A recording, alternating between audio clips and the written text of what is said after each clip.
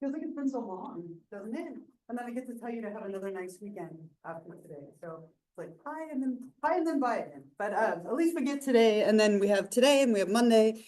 And we do have our first exam coming up next week, which I wrote up there and I'll talk about a little bit later. So I wrote 2 reminders up there and I'll talk about them at the end. But did everyone have a nice long weekend? Not too bad. Sometimes it always feels harder to come back from a long weekend. Like my kids were like, oh, but do we have to? But it's just a 4-day week. It'll go fast, right? But sometimes it makes it feel just a little harder. But hopefully you're hanging in there doing okay. My house was a mess this morning. They're doing our roof. We lost like half of our roof in that huge windstorm that we had. So they're starting our roof today. I think I told you that my cat is afraid of men, right? Like I think I shared that with you. He was so terrified this morning because it's like 50 men showed up to do this roof. And the look on my cat's face, his eyes were all big and he was all scared. I'm like, it's gonna be okay, Rolly, you're gonna make it. But my poor cat, terrified of men, speaking of phobias and anxiety. No. Anyway, we'll get back into where we left off. And we introduced OCD. I think we started talking about it, but we still kind of have a little bit more to get through with this. So we got through most of the anxiety disorders. We just have a couple left, including kind of wrapping up OCD.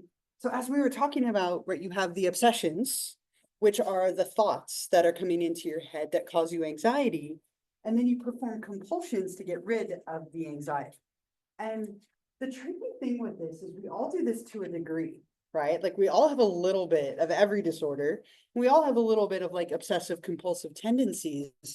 But it's only when it starts to interfere, it takes up time, that it starts to become a disorder. So for example, every single night before we go to bed, I check the front door to make sure it's locked, right? And I would say it's like a totally normal behavior. I go up to the front door, I check the lock, it's locked, I go to bed. I don't give it a second thought. I would even say it would be normal if like, did I check the front door? I'm not sure. And I go back and maybe check it one more time. But if I'm going and I'm checking the front door like 3, 4, 5 times, I start locking it and unlocking it to make sure it's actually locked, then I'm laying in bed and I'm not sleeping because I'm not sure if I actually locked it properly, right? Then it's starting to cross over from like a normal behavior to more of like an obsessive compulsive behavior. So the key with these is they have to interfere, they have to take up time, and they get in the way, right? They get in the way of kind of your day-to-day stuff. Anyone in here know someone with OCD? Any like stories or things to share related to OCD? Like things that people have in your life? Anything like that? Yeah. I did have a neighbor when I was growing up who would close the door 8 times every single morning. Okay. Usually like that. Yeah. 8 times. It's usually a specific number. It is. Mm-hmm. Yeah, it might be like 3 or 5 or 8 or whatever. Some people it has to be an even number. An odd number, but yeah, like that's where it starts to like you start with 1 and then it becomes 2 and then 3 and then settling on 8. Anybody else? People in your life with OCD and stories? Yeah. Well, she didn't like when I was really young, so I don't remember when my mom said that like her grandma like had really bad OCD, but it was like kind of like when like no one knew what it was, so everyone was like, oh, she's a little eccentric, whatever. But like she would always like help the stealing child, like if she messed up, she would have to like start over.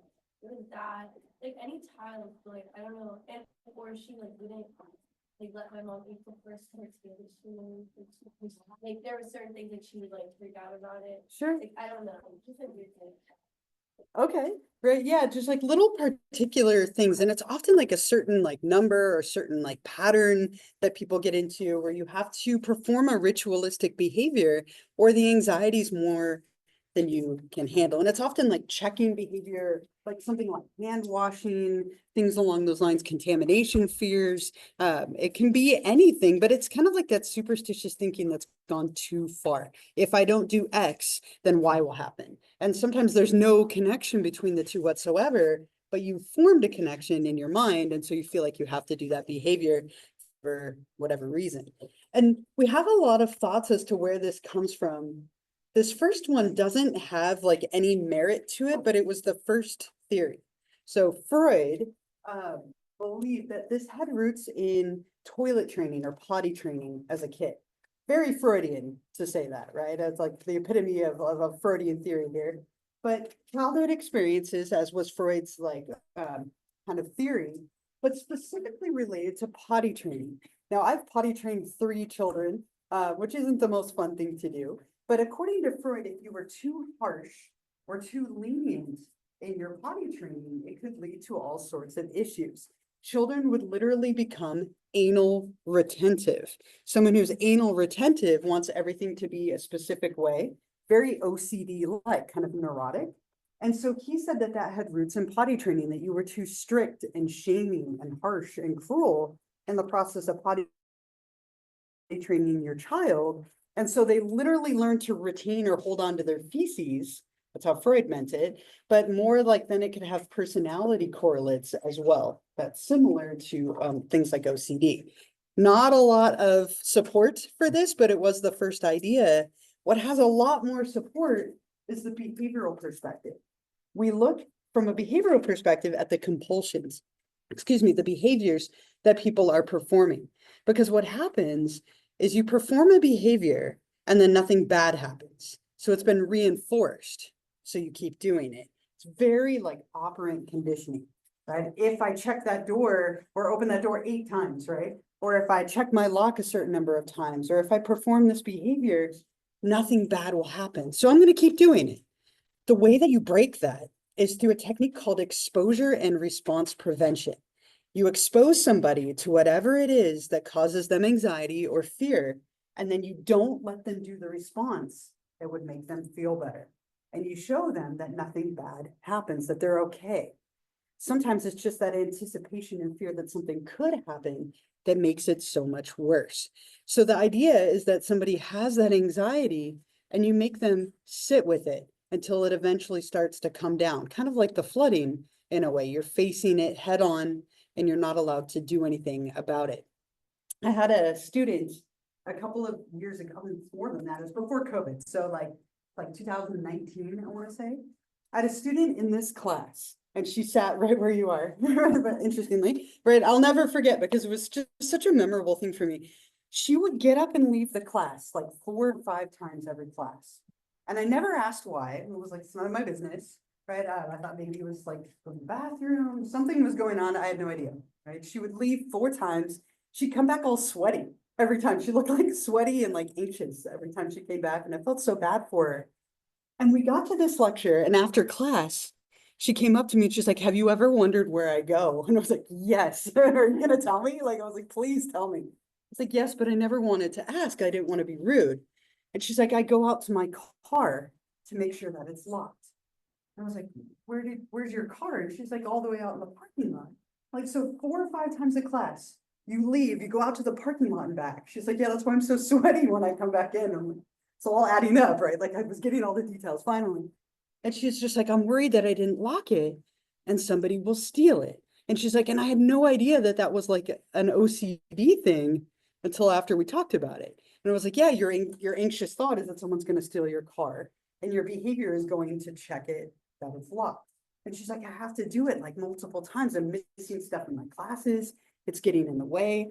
And I was like, okay, next class, I'm not going to let you get up. And she's like, wait, why? And she looks so stressed out. I was like, if you get up next class, I'm going to say something and I'm going to make you sit back down.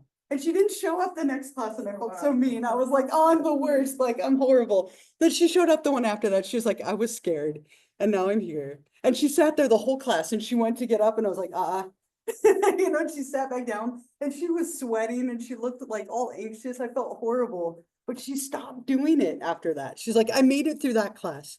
She's like, I didn't make it through my next one, but I made it through that one. And then I made it through the following one. And the idea is this, where you don't let them do whatever is causing them to feel better. And so you learn to break the cycle. But it was so interesting because I didn't know for like 3 months, like what this girl was doing, and finally found out. And it was very much related to this. And I found a little video of this. It was like a publisher video, but it shows a mom who has OCD related to contamination. And it shows her going through this treatment. So I want to share it with you so you can see what this looks like. It causes people a lot of distress. as you can imagine, if you have something new and you learn that it will be okay, sometimes it's like the anticipation of it that makes it the worst. And so she has to like face that fear of the germs and then face touching her son. And you can see him being able to pick up stuff at the end of it. And so this is probably one of the most common techniques for treating this disorder. It's kind of like flooding in a way, where you're forcing them to face whatever it is that they're afraid of. Now, the other things that we sometimes see is that it can have some roots in thinking patterns, because there's a lot of like negative patterns involved, and then also biological stuff. So from a thinking perspective, from the cognitive perspective, people start to blame themselves for the things that they anticipate will happen, right? So it's you're expecting something terrible will happen, you're giving yourself more power than maybe you have, or no control that you actually have. And so we have to focus on changing your thoughts. What are the things that you're thinking that are maintaining or producing the obsessions, and how can we change them, right? So is there an actual relationship between washing your hands more than once and less contamination? Let's look at the research. Let's check the facts. Let's do all these kind of things to rein in those thoughts.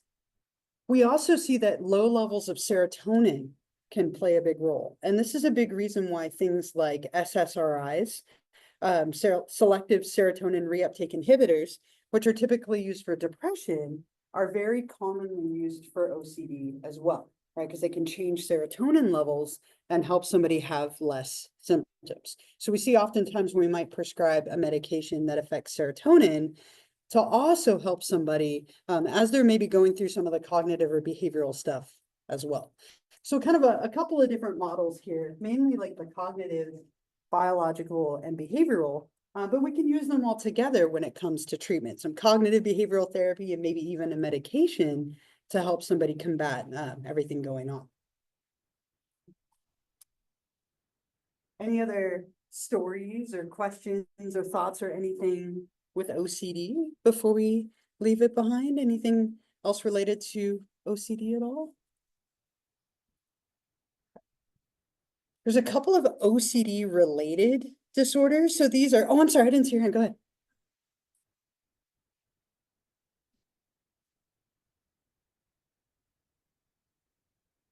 Maybe a trauma response. Yeah, like it might be your way of trying to grasp for control. Like if something feels out of your control, you might develop obsessions and compulsions as a way to try and feel like you're in control of something. It could be a little bit of like a trauma-based response. So maybe something bad happened, and that's your way of trying to cope with it and deal with it and maintain some level of control over it, for sure. Yeah. Since body disorder is considered like a subset of this disorder, also being considered as a person within that.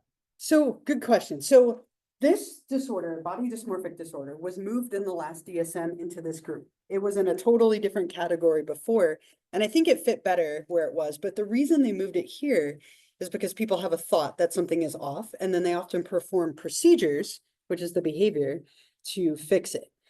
The one caveat with this one is it cannot be due exclusively to weight or body image, or it categorizes as an eating disorder. So eating disorders do have a little bit of that pattern to them, but they're in a different category because it's exclusively related to weight. But you often see some overlap between body dysmorphic disorder and eating disorders.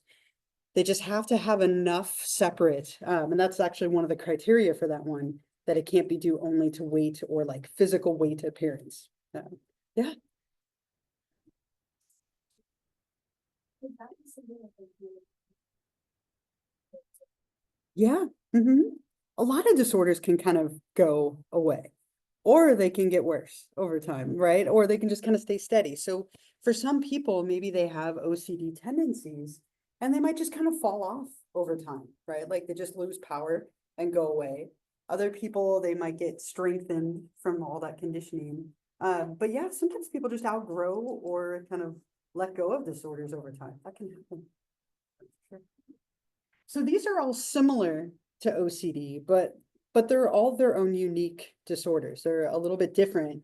So they're disorders in which somebody has like thoughts and then a behavioral pattern that comes from it. The first one, hoarding disorder, didn't used to be a disorder, but it became one in the last DSM. It was commonly known as being a pack rat. So somebody who holds on to everything, right? And when people are hoarders, it's often really obvious. You can often see it. It spills out everywhere, sometimes quite literally. And this is when people hold on to things, even if they're worthless or hazardous or unsanitary. I can't throw away this cup that I drank out of today because I might be dishonoring the memory of this class. So I'm going to hold on to it. I can't get rid of these magazines from 1979 because I might need them one day. Right. And like, so people have so much stuff, and it often becomes that they almost can't even live in their space because they have so much stuff. Right. And it can be that people go out and collect other people's trash off the sidewalk because they are convinced they can do something with it. It could be that they buy things because it was on sale and it was a good deal, and then they never open it and they just have unopened packages everywhere. So it's the acquisition or holding onto of things that, maybe they don't need, that are excessive, that don't have any worth to them sometimes. And it was commonly known as being a pack rat, though it became known as hoarding disorder in the last DSM. Some things in common with OCD, but its own kind of unique pattern. Yeah. Yes, generational, like people who lived through the depression tended to have a higher tendency toward being a hoarder because it was like, I might need this. And they lived through a time of extreme poverty. So people living through recessions or difficult economic times sometimes kind of fosters it. But people attaching emotional value to things that might not have any actual value. And so it's oftentimes like a cognitive thing of like, I can't get rid of that because it has value.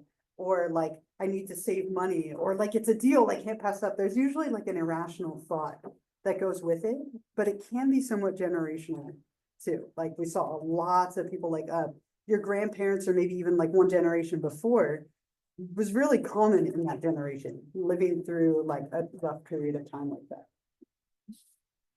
that. Trichotillomania, probably one of the more fun ones to say, at least, right? Trichotillomania. Hair pulling disorder. People who pull their hair, sometimes mindlessly, in response to stress or anxiety. It could be hair on your arms or legs or head. It could be eyelashes, right? People pull whatever, they pull some part of their hair. Sometimes it's mindless, sometimes it's purposeful, but people end up with big bald patches or like big like blank spots in their hair. Very similar to that is excoriation or skin picking disorder, where people pick at scars or scabs until they bleed, until they're infected. They're very much a response to anxiety. So you're anxious and you pick and pull at things.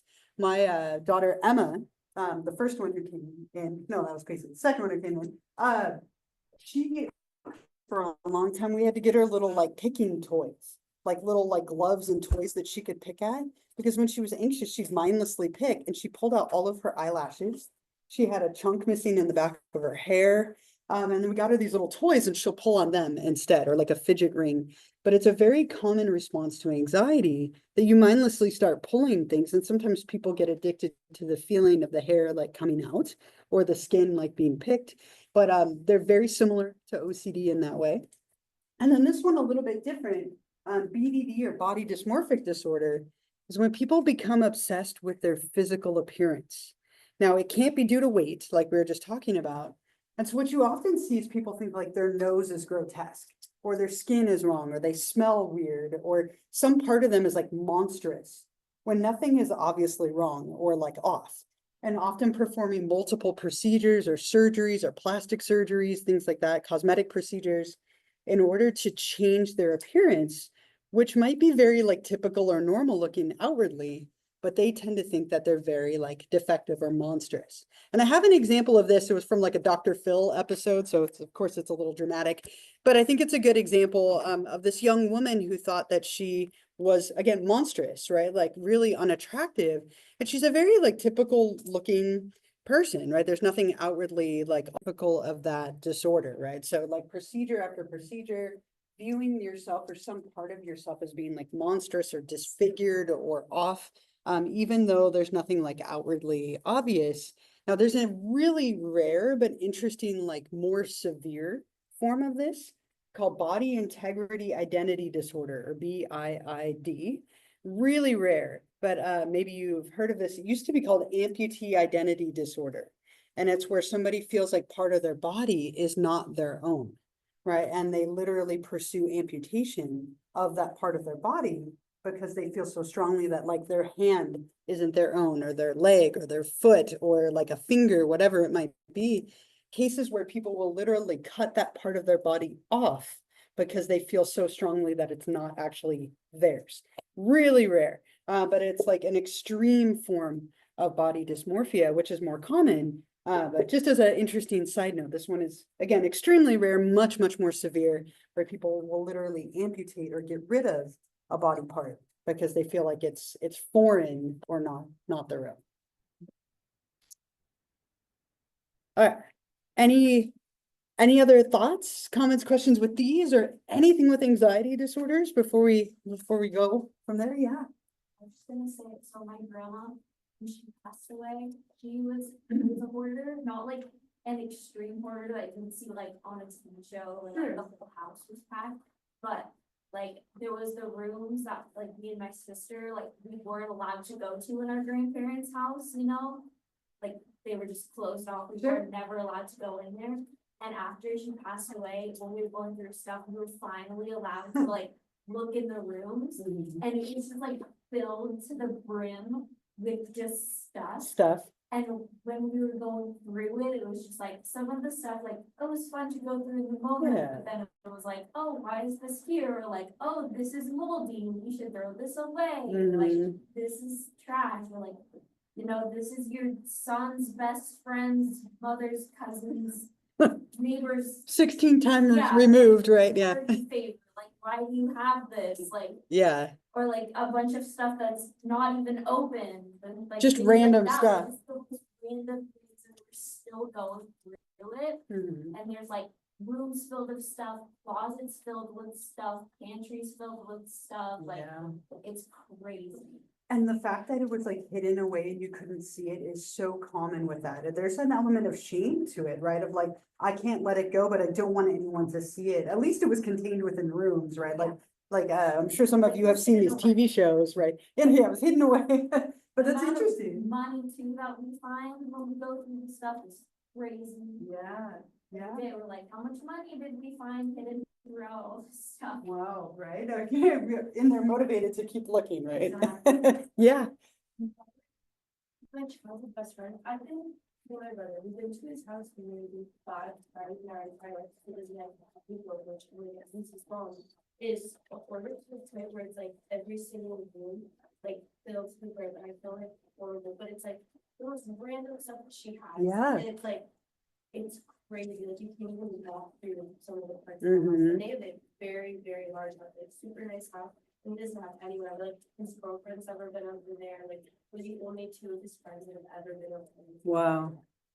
Like, it really sucks, but it's like she can't like go. Mhm. And sometimes people have that where like you literally can't walk through the door. When my daughter was 6, she made like a friend in kindergarten. And she went over to have a play date at this person's house. And my partner took her, like thankfully not, I didn't have to go. My partner took her to this play date. And she's like, come get us, please, like come rescue us. And I was like, why? And she's like, oh, you'll see.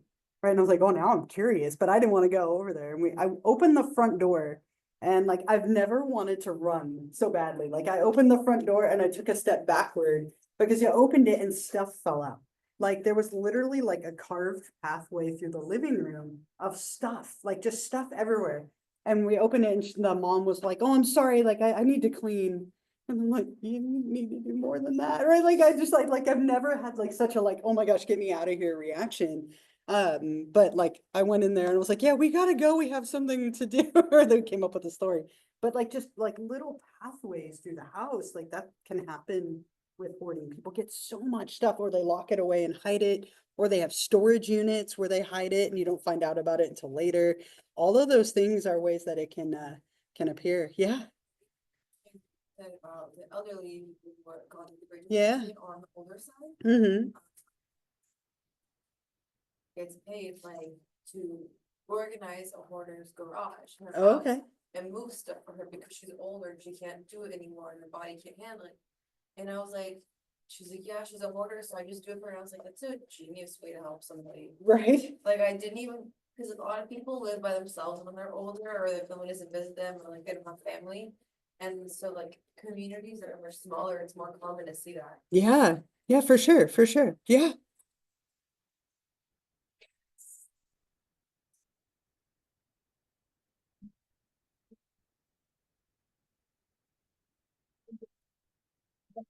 Mhm.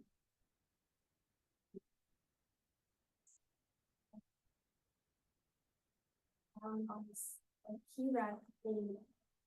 In the layer of keys, Uh-huh. we had like 3 notes for every story reads. And we were like none of us had any. Yeah. That much stuff, like, Mhm. because genuinely, we had never heard him talk about it ever. Mhm. We had those 4 storage units and stuff. Just that hidden. we never. Yeah. Yeah. So, not like that stuff. Mhm. So, like, how to go there. Right, one day. Yeah. To go there. See how bad this Yeah. is. It's like if he has 4, they must be full. Right. Like he's 4. right. And can you imagine too, like the money you're paying every month for that? Maybe there's money hidden in there, right? Like maybe when you go through it, you'll find money. But, and sometimes they're things that are of value, but oftentimes it's just meaningless, worthless, like stuff. Like you're saying, like a random party favor from someone who wasn't even connected, right? Like that's common. Oh, one day, we'll see, right? Yeah. So this is kind of, I think it's kind of funny. So my dad is definitely a hoarder, Uh-huh. but over the years, well, rats have gotten into, because newspapers Yeah. are like some of the worst things. And I mean, he's got newspapers from, I mean, Yeah. just way back when. Mhm. And I mean, slowly over time, because rats have gotten into it and all of that, the stuff has to get thrown away. He has no say, well, now he's saying it because I Yeah. took over the garage. But, anyway, so when I was younger, I went to our garage. We lived in a townhome and we had one, a garage that was attached and one that wasn't. And the one that wasn't, my friend was, escaping her house. She found out that she was pregnant. And she didn't want her family to know. And when she was locked in her room, I literally went to her garage and took these old ties. I mean, from like the 70s, because they're Mhm. very distinct, they're like more wide and everything. Yeah. And to make a rope out of them. I thought that was neat, I thought that was quite smart of me, right? My dad had a fit, and to this day, he still will say, "You took my ties." I'm like, oh my God. Yeah. No, I didn't. Right. They were of no value, they were in a box in a garage, like, but he had a connection, I mean, he Yeah. truly, so you can't touch their stuff No. either. No. You know, it's very Yeah. serious for them. And I think my dad's hoarding started from, because he collects memorabilia. And it just, over time, it's just Yeah. turned into really It like. snowballs. Yeah, and why would he keep, an old Visa bill of like his parents or his grandmother? He's like, are you kidding You me? never know when you might need it. is the Yeah, thought. right? You never know. So, or old gift cards, they have no value at all, nothing on them, but. Yeah. Just or in even case. old credit cards he's had that they're canceled. Yeah. He's got stacks of them, Yeah. yeah. And like you were so- saying, yeah, it's often if you get rid of or touch people's stuff that they've hoarded, they can get very upset. It's very angry. we had it was like one of my cousins was a hoarder and his mom took everything to the dump one day while he was at work. Oh, And he took his truck and went back to the dump and got it all back. And then some to spite Yeah. her. yeah. Right. And that was just, I mean, it's just like you can't touch it, right? Yeah. It oftentimes causes a lot of distress to go through it, get rid of things, kind of similar to the exposure response prevention. You have to like go in there and get rid of it. And like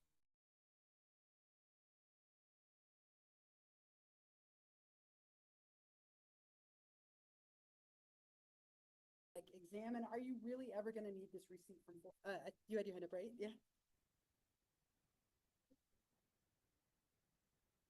Sure.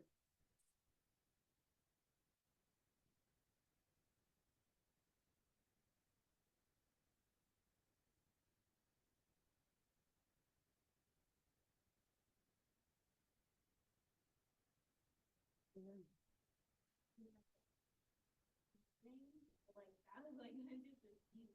Mhm. reasons, like, Right. they weren't for anything. And she would also carry around backpacks, like, I guess she was in a wheelchair. And when my mom would take her to the store, she would pack like 5 backpacks and take them with her. My mom would be like, I'm not taking you to the store if you leave me home. And she would like limit her, like, you can only take 2 backpacks. Yeah. Yeah, things like that. Like, No more than 2. Yeah, it's wild how and it can really like over time just get worse and worse sometimes for people, right? And it's really common, like, and I think holding on to stuff sometimes can be smart, but it can go too far, right? And that's what happens with hoarding and some of those like related disorders. Yeah. What separates from some? Sometimes I like to keep stuff from Yeah. people. And it could be silly stuff too, like parking, like ticket to the beach with someone, like what separates the two? When it starts to hit a point where like you have to have hidden storage units, or you're locking it away, or it's making it where you can't walk in your home, or it's when it starts to interfere, right? When it starts to cause that distress or impairment, maybe people stop coming to your house because it's so cluttered. Like have nowhere to walk in, or you have things that are hazardous or dangerous.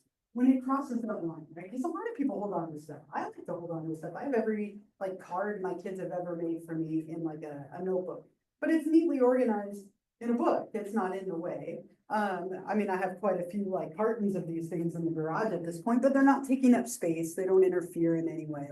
So when it starts to interfere or be dangerous or hazardous and things like that, or you're hiding stuff, that's when it starts to cross over. Okay? But nothing wrong with being sentimental. Right? I'm saying that for both of us, nothing wrong. Yeah. So the next chapter, disorders of stress and trauma. And then the chapter after this will go out of order a little bit because I think they kind of connect to each other. But last chapter in our first unit, I can't believe we're almost done with like a third of the semester. It feels like it started really weird and slow and now it's like going quickly. But in this chapter, we'll look at stress and trauma. Right, so we'll look at like acute stress disorder, post-traumatic stress disorder, and then the dissociative disorders. So kind of a couple of different things in this chapter, and hopefully nobody's feeling like that poor guy over there, right? Stress is something that we all experience. Okay, stress, like anxiety, like fear, is normal. It's typical. We all experience stress. Okay? Hopefully not extreme stress, or we can have problems, but stress. It's a state of tension or strain, and it's also the way that we respond to certain events that we would call a stressor. A stressor is anything that stresses you out, anything from an exam to traffic, right, to timing, to money, it can be anything. And we all have different stressors, right? It's just something that bothers you or stresses you out. And the interesting thing about stress is it's more about how we appraise and view an event than the event itself. Take, for example, the fact that we have an exam coming up, right? That's going to cause stress probably for a lot of you. Some of you are nodding, right? Like they're stressful, but every single one of you will probably respond in a slightly different way to that stress. For some of you, it might be motivating. I'm going to study because I want that grade. Other people, it could be crippling, right? And then there's obviously everything in the middle, right? So stress has a little bit to do with the event, but a lot to do with the way that we view it. And there's an incredible amount of things that are happening in the body when we experience stress. Yeah. You know, it's funny again, but a lot of the time, you know, my boyfriend, he obviously has a lot of anxiety and stress, but he takes it to an extreme level. So Sure. like, if I say, okay, like, you know, we can meet up at 11 or something, he's out my door at like 9:30. Uh-huh. And so it's to the point where like literally he'll be like 2 hours early for like everything. So Everything. I'm like, hey, we have a conversation about this because it gets like. It can also go too far. And when we're talking about disorders of trauma and stress, it's gone too far, right? So keep in mind that we all have stress and it's going on in our system constantly, and there's a lot of things happening. But when it gets extreme or it's so chronic that it's just kind of crippling, that's when it starts to transcend like normal stress and go toward a disorder. So when we're stressed out, whether that's an exam or money or timing or like a disorder, it could be anything, whatever's stressing us out. Stress activates a part of the brain called the hypothalamus. That's the first thing that happens. So stressor activates the hypothalamus, tiny little structure that links the nervous system and the endocrine system together. It's kind of the first piece that happens when we're stressed. And it in turn activates two different systems within our body. It activates the autonomic nervous system, and it activates the endocrine system. So I'm just kind of summing up the slides in a different visual way here. Right, so the autonomic nervous system is part of our nervous system of our body. So I'll come right back to this, but just for perspective, if you're like, where's the autonomic nervous system? So remember, our nervous system divides into peripheral and central. Central is the brain and spinal cord. I was gonna say just the brain and spinal cord, but that's a lot, right? The brain, spinal cord. The peripheral are all of the other nerve connections. And within the peripheral nervous system, you get the autonomic and somatic. But here's where the autonomic nervous system is, just for like context. Autonomic kind of sounds like automatic. Think about it that way. It controls the automatic functions in our system, right? Our glands, our organs. Within it, we get like the sympathetic and parasympathetic nervous systems, right? So just for context, that's where the autonomic nervous system is. But on that side, the autonomic nervous system, we get those two different branches being activated. So it activates the sympathetic and the parasympathetic nervous systems. The parts of us that are in charge of things like fight or flight and rest and digest. Rest and digest sounds much better than fight or flight, I think, right? So sympathetic is the fight or flight, and parasympathetic is the rest and digest. Oops, digest. Both of them. So when that part of our nervous system gets activated, it kicks these two different branches into gear. When we're trying to face a threat, that sympathetic nervous system amps up to fight, flight. Sometimes we talk about fawn or freeze. There's other responses as well, but these are like the typical ones. And so what it does then is it releases neurotransmitters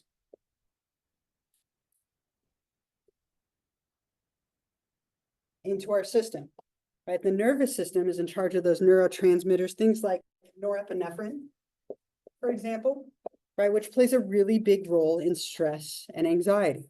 So we have this one side that gets activated, the nervous system side. And then on the other side, we get the endocrine system.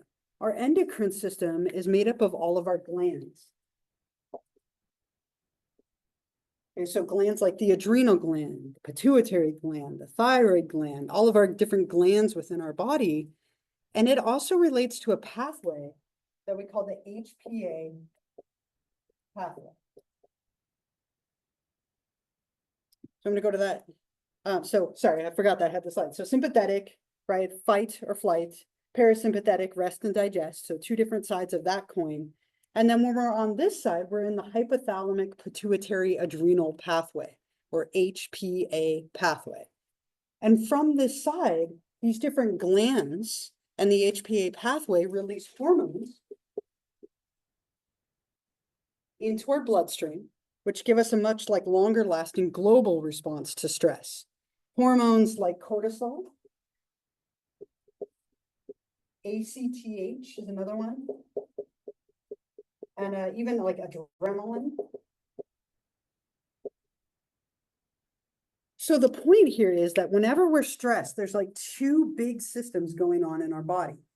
The nervous system tends to be like a very fast, quick response that's working on our neurotransmitters through our brain, through our neurons, through our nervous system. On the other side, the endocrine system is a very slow global response through our glands, which release hormones into the blood, like cortisol, adrenaline, and ACTH. So there is a ton of stuff going on in the body when we are stressed out. And when people are under stress constantly, all of this going on can lead to health problems, headaches, stomach aches, migraines, all sorts of things, high blood pressure, diabetes. There's an incredible number of like psychosomatic disorders, which are an interplay between the brain and the body. Also, when people experience trauma, something extreme, it can cause a very strong reaction of this, which can also lead to issues. So just know there's an incredible amount of like things happening in the body when we're stressed, which is why it's always important to manage your stress. too much of it can lead to some health problems over time. Yeah. Do you have like a smaller stress ceiling? You might. Some people, when they like if there was something that happened that it was maybe removed or something like that. It could be, or that you release less, like you have less of a stress response, might be more likely because you're releasing less hormones into your system. Our body is really pretty amazing with like compensating for things like that, but it's definitely possible. It seems possible anyway. Any other like questions here? Just kind of a quick overview of like how stress affects our body before we get into like trauma and trauma disorders, where we have this going on in an extreme fashion. All right. So normal stress is typical. What we're more interested in this chapter is trauma. Okay, so trauma is different from stress. Trauma is when something really dramatic or impactful happens. We tend to think about it as like one big traumatic event, but it can be lots of smaller ones. Sometimes we call big T trauma and little t trauma. Little t trauma would be like lots of small events. Big T trauma would be like one big one that might cause something like PTSD, which we'll talk about more next time. But with trauma, somebody has like an extraordinarily stressful event or circumstance or experience that leaves them feeling unsafe or helpless, right? It can sometimes cause physical harm. It could be like a car accident, for example, or it could be emotional trauma that happens in childhood or from abuse. It can be all sorts of different things. Trauma, again, just like stress, very much has to do with the person who experiences it. But trauma is something that I think is a really big area of study right now in psychology. It's something that's like very much like under study. Really famous book. And if you're interested in this topic or interested in like neuropsych, really interesting. Kind of a higher level read, but I definitely recommend it. It's called The Body Keeps the Score. And the really cool thing about this book is it goes into great detail about how all of this stuff kind of has a long lasting rewiring of our body, right? That it can cause so many physical changes that it almost rewires our system in a way. And Bessel van der Kolk is the one who wrote this, like really like the lead person when it comes to trauma and neurobiology. But he's talking a lot about how it impacts our brain and our body and our emotions, and that it lives in your body, right? That your body keeps the score. It holds on to trauma. And then some of the treatments for trauma kind of piggyback off of that idea.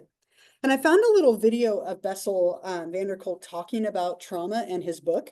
And I think it's great that you can, when you can see these people kind of explaining. So let me play this for you. And he's kind of highlighting the stuff that's on this PTSD, right? It lives in the body and it lives in the brain. And there's a lot of impact that can have on our system overall. It can even be generational, right? So people who have extreme trauma can sometimes even pass on that trauma to their children biologically, right? Because some of those neurotransmitter and hormone imbalances. So the really, again, quite interesting book going over like how it affects our brain, our body, and like our emotions in general. And then, you know, some of the things that are correlated with it, kind of going into some of the stress related disorders. But this whole rest of the chapter is related to trauma. Trauma leading to things like stress related disorders like PTSD, trauma leading to things like dissociative identity disorder or depersonalization disorder, things that we'll talk about next time, because it tends to be so impactful for us. So what I want to do, I'm going to stop there so I can go over the 2 bullets that I wrote up on the board. But next time, what we'll do on Monday is we'll pick up with the 2 different stress disorders, and then we'll get into the really interesting dissociative disorders as well. But I want to take a couple of minutes to talk about these 2 things since I won't see you after today until next week. So the first one, remember, and I mentioned this last week just so you were thinking about it. The first part of your diagnosis paper is due by tonight. And some of you have already turned it in, and I've been kind of grading them as they come in. It's only worth 10 points, but it's an easy 10 points. You definitely want to make sure you're getting them. All you're doing for this on Canvas, there's a link, it's a diagnosis paper part 1, and you're turning it in on Canvas. And it's worth 10 points due by tonight. And all you're giving me is your character, the show or movie You're gonna explain why. So you're gonna give you which character you wanna spend time diagnosing for this paper, and then explain a little bit why, like, why are you interested in it? You don't have to, maybe just a paragraph, like, oh, I wanna spend more time with a person if maybe they have this disorder, or don't have this disorder, or whatnot. And then you're also giving me the citation information for your show. And it doesn't have to be in any particular format, but just I want it there. So the name of the show, who directed, produced it, the year, like, make sure you have it all, and then we'll format it at a later date. Okay, but this is what should be in that paper. It should be like a half a page to a page at the most. Okay, so it's really short. You can change your character at any time, but obviously the sooner you commit, the less work it is for you. Like, if you keep changing, you have to keep like starting over. So try and really think of someone that you want to diagnose. It can be that you argue they have a disorder. I've even had people argue that they don't have a disorder, which is just as interesting. So some of the most like interesting ones that I've read, I had somebody diagnose Harry Potter with schizophrenia. And it was so interesting. Like, they went with the take that like he was abused and lived under the stairs and was so like emotionally abused that he came up with grandiose delusions that he was like the chosen one. It was so creative, right? You don't have to go that far, but it was really like memorable. But you can take any character, a movie character, TV character, even a video game character, and you can diagnose them with a disorder that you think they have. For now, I'm just asking you to pick the person, explain why, and give me the show citation information. Then we'll have a part 2 where you're going to build on that, but that's not for a little while. Yeah. It has to be a fictional one. Ideally, I think it's easier. It doesn't have to be. Like, if you have somebody that you're really interested in, I don't want to tell you no, but it probably should be like a fictional character. I think that might be easier for you. Yep. It could be, if you want it to be, it could be a book. And sometimes books and movies, like there's both of something, and you can use both. That's totally fine. There was another hand, yeah. So it's just gonna be like typed, right? So it'll be typed and turned in. I'm gonna show you where you turn it in on Canvas. But I'm not too worried about the format for this one. So as long as it's typed and it has all that in it, you're fine. So if you're on Canvas, you'll go over here to assignments right here. And then you'll see right here, diagnosis paper part 1, character and show selection. You'll click on that. And then you click on start assignment at the top to submit it. Okay, and that's where you'll turn it in. So you don't have to print it. You're just going to turn it right in on Canvas. The instructions are right here in case you forget. And then you can see the instructions for the other parts for later. If you go under modules, just as a side note, you can see some sample papers of people who've done this in the past. I just picked a few random samples and I posted them here. The instructions for the whole paper. But if you want some like resources, we'll talk about these more for part 2. But there are some sample papers up here if you want to see how people did it. There was yeah.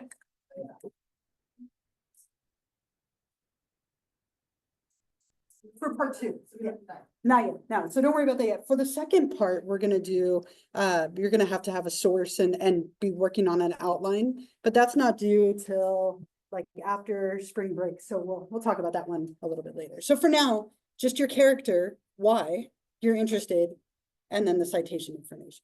You decide to change your character. No, you don't have to. So if you change your character, like I think a good time to change it would be before you do part 2. Once you do part 2, like it'd be so much work for you to have to start over. But you pick somebody for now. Ideally, it's who you stay with. But if you change it, that's totally fine. You can let me know if you want, but you don't have to. So that is due by tonight. I do accept these assignments late. Okay, so at a penalty of 10% per day, which is 1 point for this one. So if you miss the deadline, you can email it to me tomorrow. You can email it to me next week. But ideally, try and get it in by tonight. That's when it's due.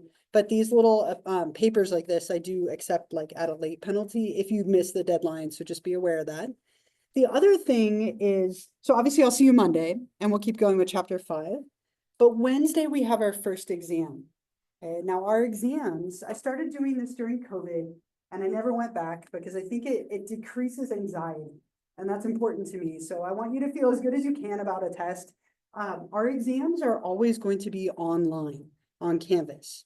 So on Wednesday next week, we won't have class in person because you're taking the test on Canvas during that time or any time that day. So what's going to happen is I'll open the exam at 12:01 a.m. and it'll close at 11:59 p.m. on Wednesday next week. So if you want to sleep in and have a nice breakfast instead of taking the test at this time, that's fine. But know that I'm giving you this time to take it. Okay, so it's up to you when you take it, but it will close at 11:59 p.m. If you haven't done it by then, it'll be too late. So please just sometime that day. What I want to mention for now, and we can talk more about it on Monday, is you can see right here, there's a study guide for the exam. Okay, so if you click on study guide exam number 1, I've given you every term and concept that you need to know for the test. So it's on chapters 1 through 5, which we'll be done with by then. If it's on the study guide, it'll be on the test. If it's not on the study guide, don't need to know it, okay? So only study what's on here. You can use your notes and your book and your completed study guide on the exam. There is really no reason you shouldn't do beautifully. I didn't make the test any harder just because they're online. I will never trick you. I would love you all to get A's. So as long as you prepare and you know everything on here, you should be in good shape. Now, that being said, if you've never taken a class with me before, always better to over prepare for the first exam. So if it were me, what I would do is I would write or type out every term on here and have it in front of me during the exam. That way I'm not like trying to find it in the book or the lecture or the PowerPoints, because it could be in multiple places.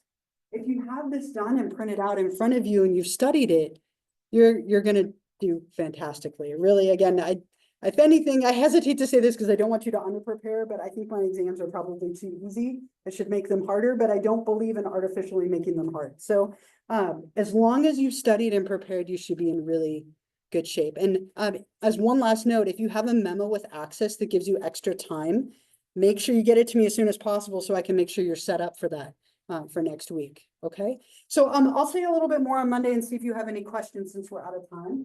But start preparing for this over the weekend. Don't forget about the paper tonight. Have another wonderful weekend, okay? And I'll see you on Monday. You too. Thank you. Okay. Hey, what's up? Yes. Okay. I got,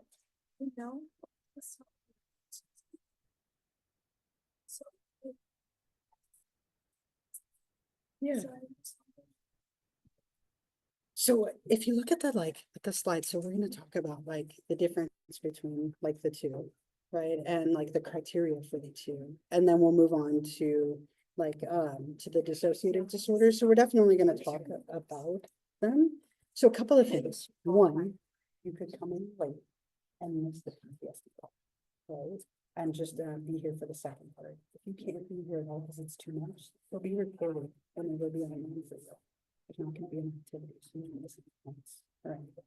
So you can kind of weigh that. The other option is you come, and if it's too much, you could step out. And either one is totally fine. I completely understand. So if it's too much for you, you could always just not hear it and listen to the recording. And that's totally fine. Okay, it's not a problem at all. So you just kind of, I guess for you, kind of weigh where you're at